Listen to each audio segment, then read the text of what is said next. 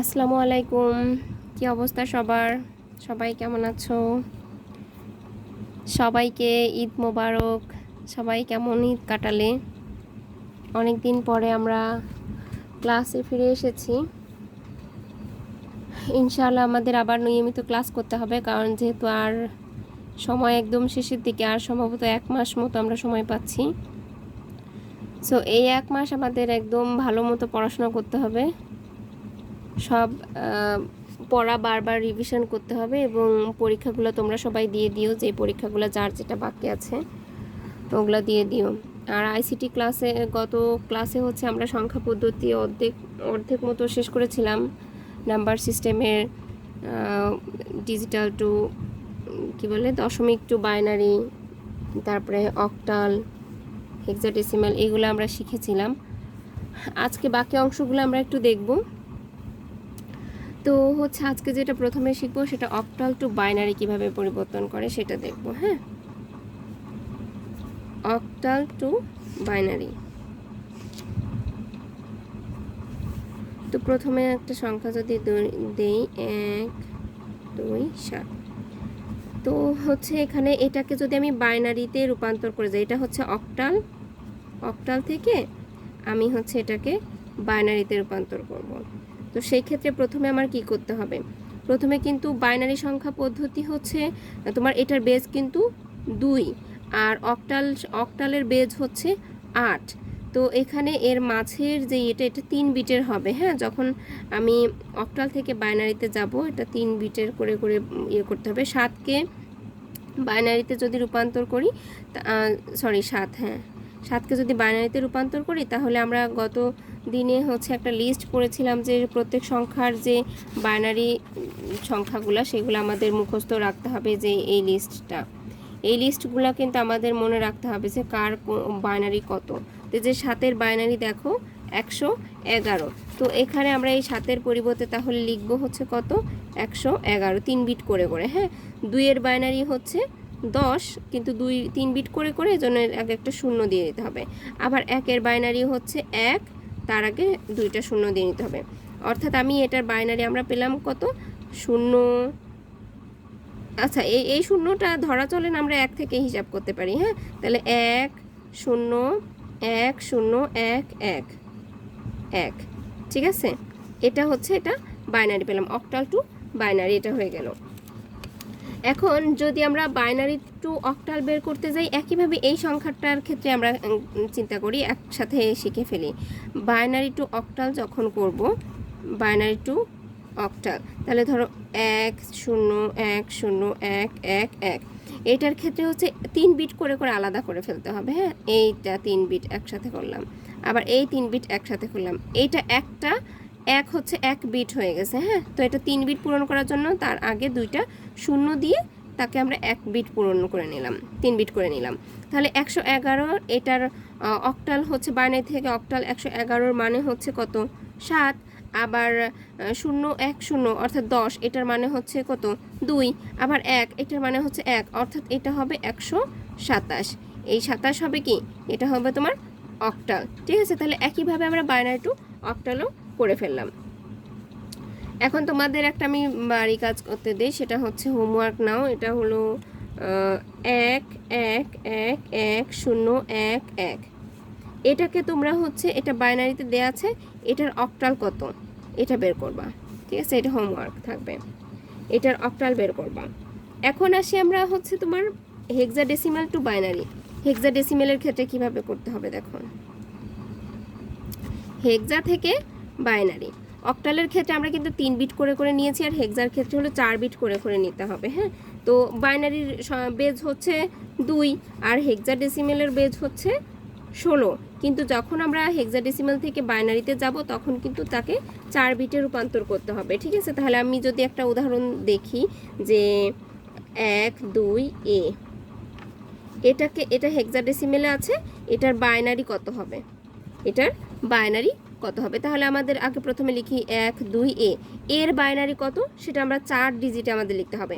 এর বাইনারি আমরা কিন্তু গত দিনে শিখেছিলাম, এর বাইনারি কত? এ হচ্ছে যে এটার বাইনারি হচ্ছে 1 0 1 0। তাহলে এটার বাইনারি আমরা লিখি 1 0 10। আবার 2-এর বাইনারি কত 1 0, কিন্তু এটা 4 বিটে লিখতে হবে, এই জন্য তার আগে আবার 2টা শূন্য দিয়ে নিতে হবে। এরপরে থাকলো 1, তাহলে 1-এর বাইনারি হচ্ছে 1, 4 বিট পূরণ করার জন্য এটাকে আরও 3টা শূন্য দিয়ে নিতে হবে। এই যে আমরা পেয়ে গেছি এটার বাইনারি। তাহলে বাইনারি পাচ্ছি কত, 1 থেকে যদি লিখি 1 0 0 1 0 1 0 1 0, এটা হচ্ছে এই হেক্সাডেসিমেলের বাইনারি। একইভাবে যখন হচ্ছে আমরা বাইনারি থেকে হেক্সাতে যাব তখন কয় বিট করে করে আলাদা করব। একই সাথে আমরা এটা দেখে ফেলি, বাইনারি টু হেক্সা যখন যাব,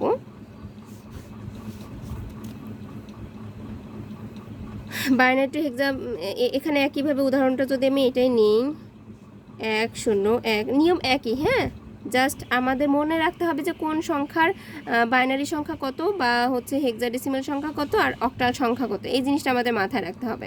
কিন্তু হেক্সা যখন পূরণ করব তখন হলো কি করব, আমাদের 4 বিট করে করে আলাদা করতে হবে। যে 4 বিট করে করে আলাদা করি, এই 4টা, তারপরে এখানে একটা বিট হয়ে গেছে, তাহলে আগে আরও 3টা বিট দিয়ে নাও, তাহলে এই যে 4টা হয়ে গেল।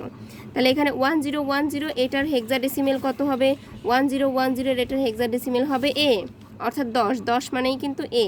আবার এই যে 0010 অর্থাৎ এটা হলো 2, আবার এটা হচ্ছে 1, তাহলে যে 1 2 এ, ঠিক আছে, এটা হয়ে গেল কত, হেক্সা ডেসিমেলে রূপান্তর হয়ে গেল। তাহলে আমরা binary two hexadecimal, hexadecimal two binary, octal two binary, binary two octal, একই সাথে কিন্তু দেখো একই সাথে আমরা 4টা জিনিস শিখে ফেললাম। হ্যাঁ, কঠিন লাগছে এগুলা? আমার এগুলো কিন্তু খুবই সহজ, জাস্ট একটু মাথা ঠান্ডা করে এগুলো জাস্ট পূরণ করতে হবে, মানে কার সংখ্যা কোনটা এটা মাথা ঠান্ডা করে বসাতে হবে, এটাই। আমি আরেকটা যদি উদাহরণ দিই তাহলে তোমরা এটা করবা। হ্যাঁ, এটা হেক্সাডেসিমেলের, এটা হোমওয়ার্ক থাকবে 1 1 1 1 0 1 1, এটার বাইনারি দিয়ে আছে, এটার হেক্সাডেসিমেল কত, এটার হেক্সাডেসিমেল বের করবা, ঠিক আছে। আচ্ছা, এখন যেটা আরেকটা জিনিস শিখবো সেটা হচ্ছে, এটা মনে হয় যে কঠিন, কিন্তু কঠিন কিছুই না, জাস্ট আমরা একটু মাথা ঠান্ডা করে এগুলো করলেই হবে।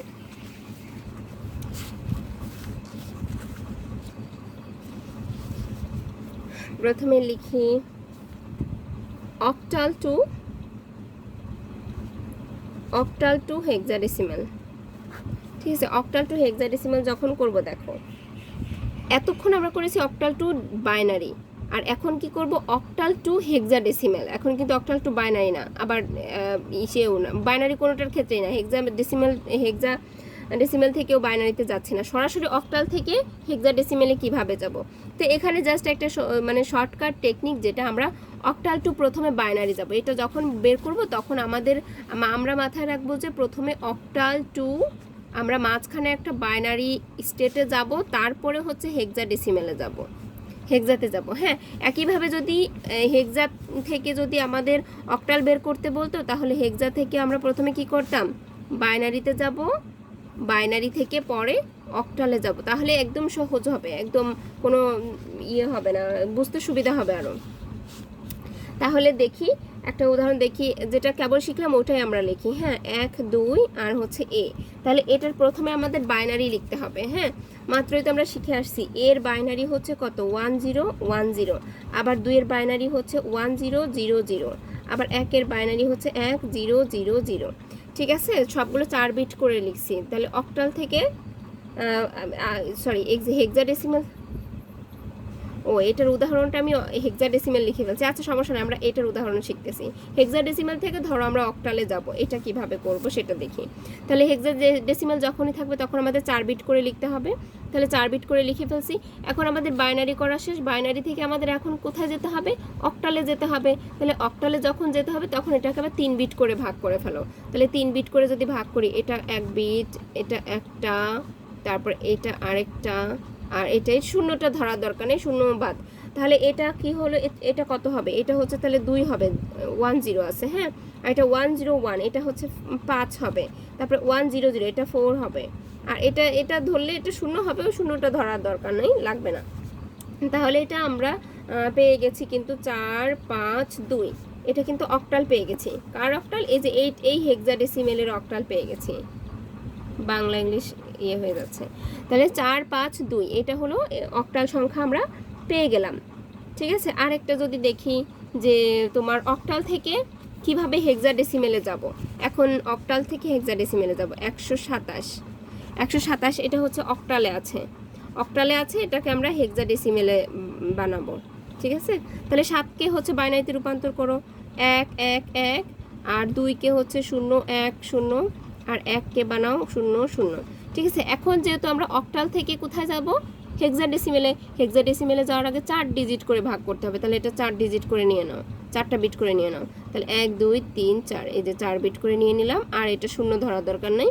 তাহলে এখানে কত হচ্ছে? 1 1 1, অর্থাৎ এটার মান হবে 7, আর এটা হবে 1 0 1, এটার মান হবে হচ্ছে 5। এই যে এটা বের হয়ে গেছে, এটা হেক্সাডেসিমেলের রূপ হচ্ছে 57 হেক্সাডেসিমেল। ঠিক আছে, একদম তোমাদের আইসিটি থেকে হচ্ছে এই পার্টটা খুবই সহজ হয়, কারণ এখানে ম্যাথগুলো যেগুলো আসে সেগুলো খুবই ইজি ম্যাথ আসে, এবং আমি যেগুলো শেখাচ্ছি এগুলোর এই টাইপের ম্যাথই আসবে। তোমরা ক্লাসে একটু মনোযোগ দিয়ে করবা, দেখবা যে ইনশাল্লাহ সবাই পারবা।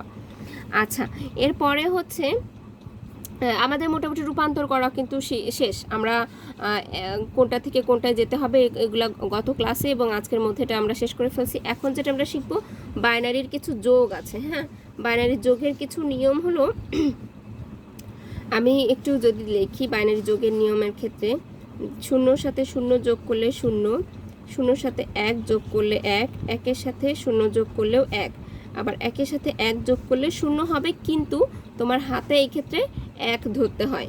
ঠিক আছে, হাতে থাকাকে এটাকে ক্যারি 1 বলা হয়। ঠিক আছে, এখন আমরা একটা যোগ দেখি, 1 1 0 0 1 0 1, তার সাথে হচ্ছে 1 0 1 0 1 0 1, এটাকে আমরা যদি যোগ করি তাহলে দেখো কি হবে। তাহলে 1 1 0 1 1 যোগ করলে 1, হাতের 1 থেকে যাবে, আবার 1 1 যোগ করলে 0, হাতের 1 থেকে যাবে, 1 1 যোগ করলে 0, আবার এখানে হাতের 1 থাকবে।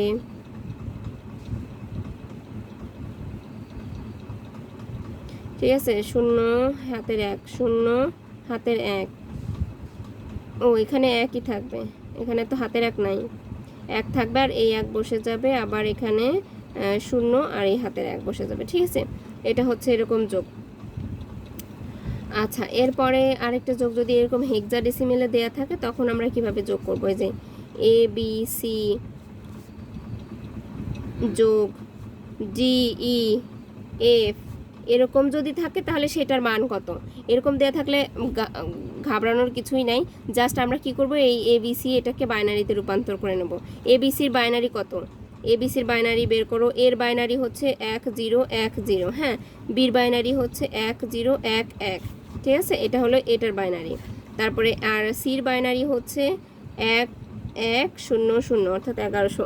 এরপরে আবার ডিইএফ এর বাইনারি লেখো, 3টা আছে তো ডিইএফ এর বাইনারি হচ্ছে 1 1 1, আবার ইর বাইনারি হচ্ছে 1 1 1 0, আর ডির বাইনারি হচ্ছে 1 1 0 1। ঠিক আছে, এটা বাইনারিতে রূপান্তর করে ফেললাম। এখন ওদেরকে যোগ করো, এখন যোগ করলেই আনসার বের হয়ে যাবে।